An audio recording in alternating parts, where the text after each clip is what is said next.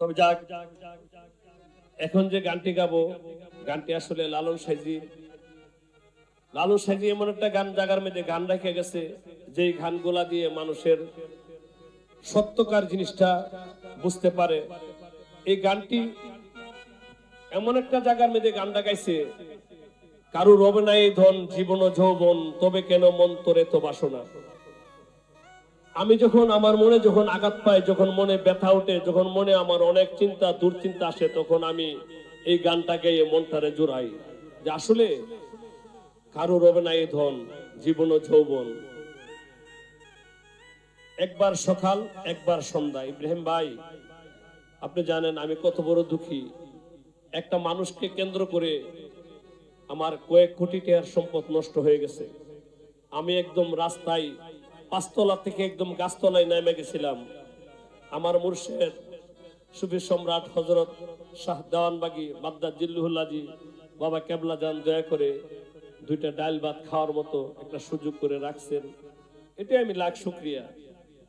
তবে আমি বিশ্বাস করি মানুষের ধন সম্পদ একবার আসবে একবার যাবে, এটাই দুনিয়ার রীতি। মানুষের যৌবন একবার আসবে একবার যাবে, এটাই দুনিয়ার রীতি। আজকে আমরা গান গাইতেছি, কালকে নাও থাকতে পারি। যৌবন কালে আপনাদেরকে নিয়ে গান বাজনা করছি, আজকে বাটির বয়স। ওই লালন সাইজির এই গানটা দিয়ে সবকিছু বুঝাইছে, কারো রবে না এই ধন। মনামা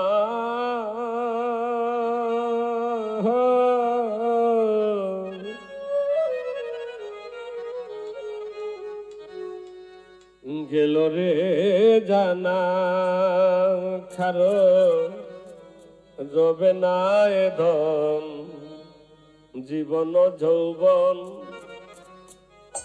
তবে কেনে মন্ত রে তো বাসনা। একবার সুবুরেলি দেশে দেখ না রে গম কষে, সুবুরেলি দেশে দেখ না রে গম কষে, উঠিস না রে দেশে মন পে যন্ত্রণা, কারো রবে না এ ধন জীবন যৌবন, তবে কেনে মন কহ রে তো বাসনা, কারো রবে না এ ধন।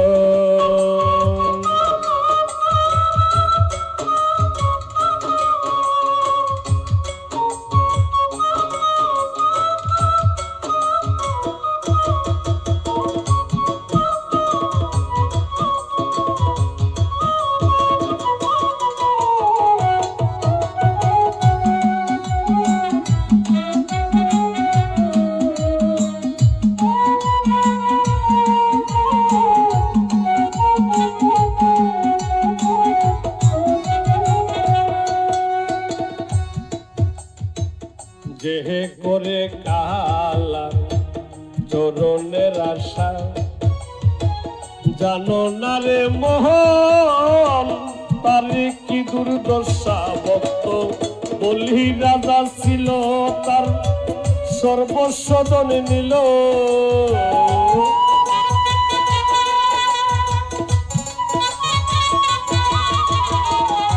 বলি রাজা ছিল, তার সর্বস্ব দনে নিল।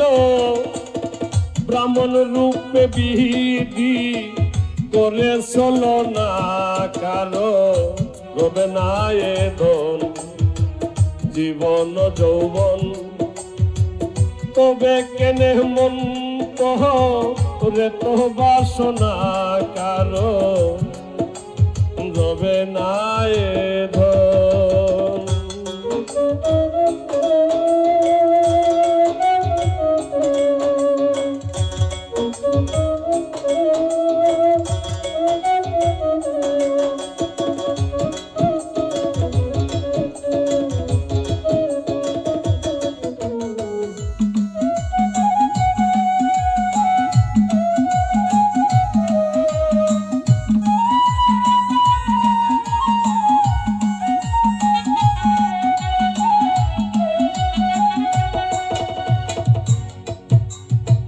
রহল্লাদ চরিত্র দেখো দত্ত দামে কত কষ্ট পেল সেই হরি নামে তারে জলেতে ডুবালো আগুনে পুরালো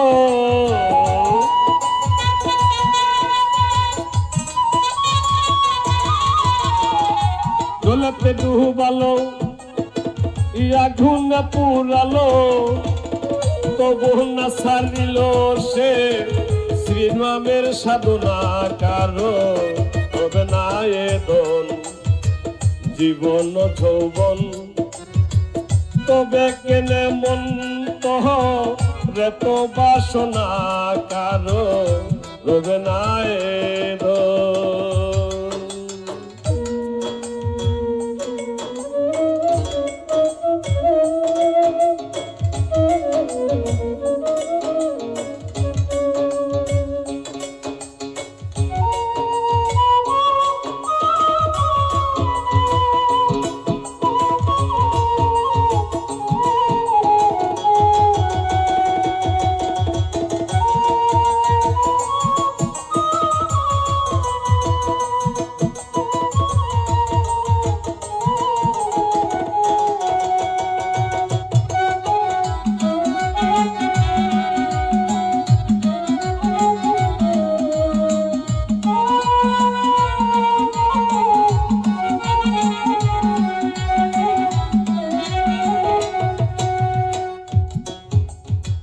কর্ণ রাজা ভবি করদাতা ছিল অতিথি রূপে তার সর্বসেনা ছিল সে হইল অনুরাগী না হইল দুঃখী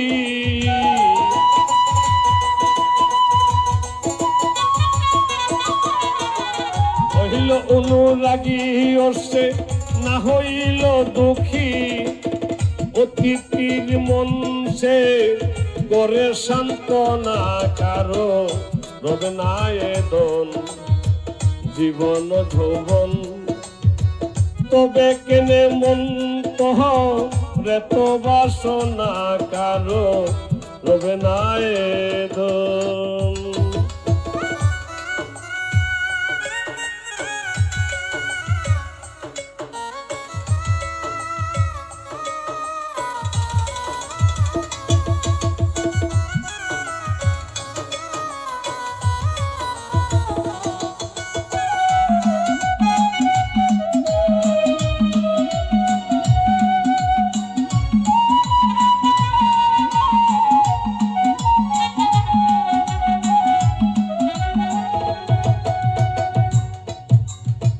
রামের ভক্ত লক্ষণ ছিল সর্বকালে শক্তিশাল হানিল তার বক্ষস্থলে তবু রামচন্দ্রের প্রতি লক্ষণ না ছাড়িল ভক্তি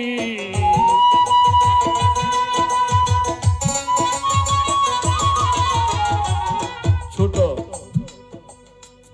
আসলে লালন সাইজি এই গানটা হিন্দু শাস্ত্রের অনেক রাজা বাদশাদের কথা বইলা গেছে আমি একটা কথা না বললে পারলাম না মুসলমান শাস্ত্রে একজন বাদশার নাম ছিল ফলকের বাদশা উনি একদম বড় নাম মাপের একজন বাদশা ছিল একজন সুখী মানুষ ছিল সর্বদাই সে অনেক তার সৈন্য সামান কর্মচারী দাসী বান্দি ছিল তো এক দাসী রাখছিল তার প্রতিদিন তার বিছনা করে দেওয়ার জন্য তো দাসী প্রতিদিন বিছনা করে ফুলের বিছানা করে ফুল টুল দিয়া সাজায় রাখে তো হঠাৎ একদিন দাসী ভাবলো যে প্রতিদিন বাদশা এই বিছনাতে ঘুমা না জেনে কত আরামে ঘুমা আমি একদিন শুয়ে দেখি তো দাসী ওই বিছনাতে শুয়ে পড়লো তো আরামের বিছনা তো দাসী যেই মাত্র শুয়ে গেছে দাসীর ঘুম ধরে গেছে হঠাৎ করে দাসী জায়গা উঠে ভাবলো কি আমি তো বাদশার বিছানায় ঘুমাইছি ছটফটে উঠে চলে গেছে বাদশা মশাই আসছে আইসা সেটা তো শুইছে বাদশার বৃষ্টির নিচে জেনে কি একটা বাজে কি একটা বাজে। বাদশা হঠাৎ করে উঠলো, উঠে সেরে দেখে বিচারে বাসে একটা চুল পাইছে, মাথার একটা চুল। তো বাদশা বলতেছে, এই দাসী এদিকে আসো, আমার বিছানায় এত লম্বা চুল, মহিলাদের চুল আসলো কোথায় থেকে?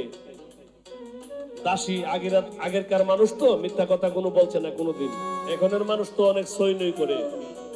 তো দাসী বলতেছে, মহারাজ আসলে প্রতিদিন আপনি ঘুমান এই বিছানায়, আমি ভাবলাম দেখি একটু শুয়া, তো আমি শুইছি, মনে হয় আমার মাথার চুলটা পড়ে গেছে।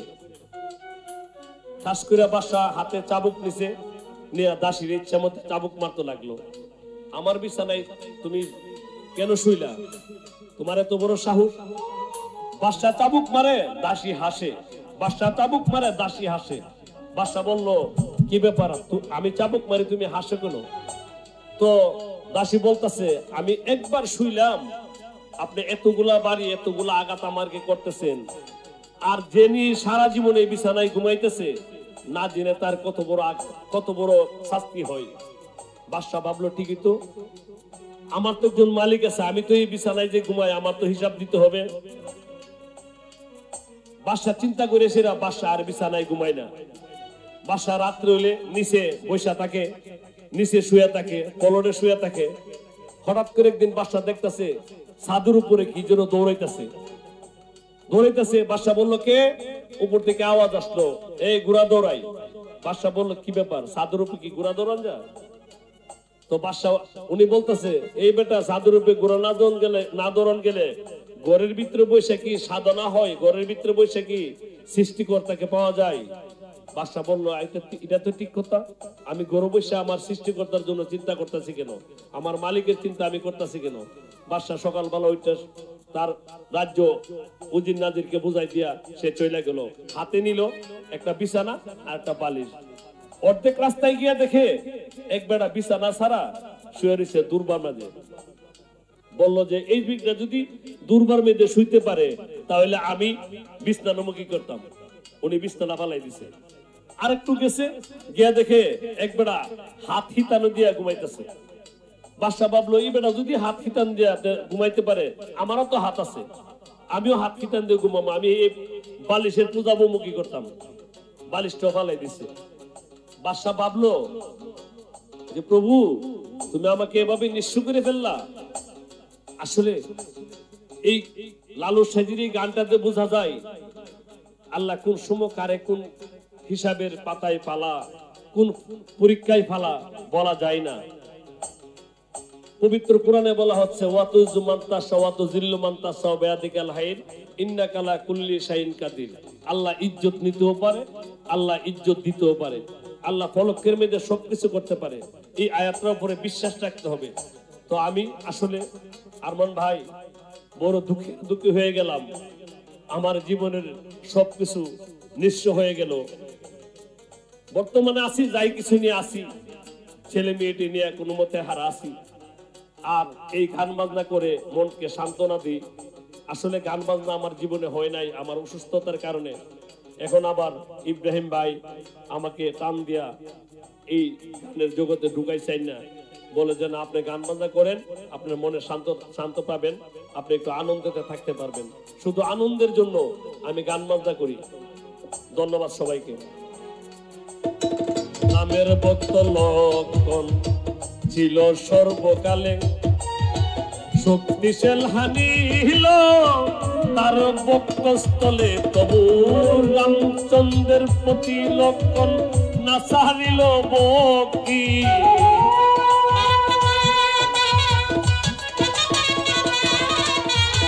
রামচন্দ্রের প্রতি লক্ষণ না সারিল ভক্তি।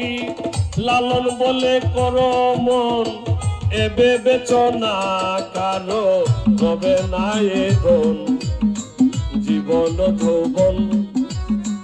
তবে কেনে মন রে তো বাসনায় একবার সুপুরের দেশে দেখ না রে দম করছে।